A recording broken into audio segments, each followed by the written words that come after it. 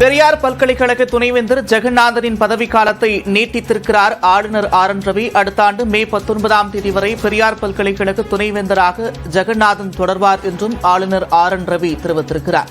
பெரியார் பல்கலைக்கழக துணைவேந்தர் ஜெகநாதனின் பதவிக்காலம் நாளையுடன் முடிவடைய இருந்த நிலையில் பதவி நீட்டிப்பு செய்யப்பட்டிருக்கிறது.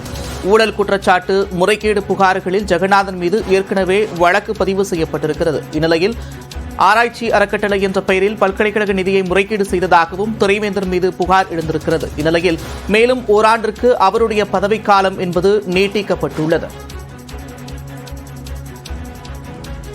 கூடுதல் விவரங்களோடு செய்தியாளர் கோகுல் இணைக்கிறார். கோகுல், விவரங்கள்.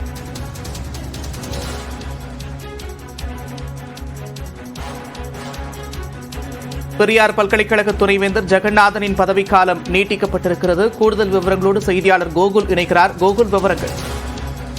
பெரியார் பல்கலைக்கழகத்தின் துணைவேந்தராக இருந்து வந்தவர் ஜெகநாதன். இவருடைய பதவிக்காலம் நாளையுடன் முடிவடைய இருந்தது.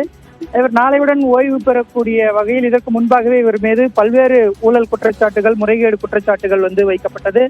குறிப்பாக இதற்கு முன்பாக அந்த பெரியார் பல்கலைக்கழக வளாகத்திலேயே பூட்டர் பவுண்டேஷன் என்ற ஒரு தனியார் நிறுவனம் தொடங்கி முறைகேடு செய்ததாக இவர் கருப்பூர் காவல் நிலைய போலீசாரால் கைது செய்யப்பட்டு ஜாமீனில் விடுதலை செய்யப்பட்டார்.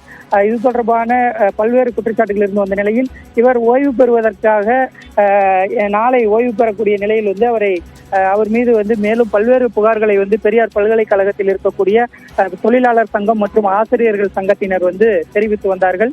இந்த நிலையில் தற்பொழுது பெரியார் பல்கலைக்கழகத்தின் துணைவேந்தர் ஜெகநாதனுக்கு அடுத்த வருடம் மே மாதம் வரை பதவி நீட்டிப்பு செய்து ஆளுநர் ஆர் என் ரவி அவர்கள் உத்தரவிட்டிருக்கிறார்.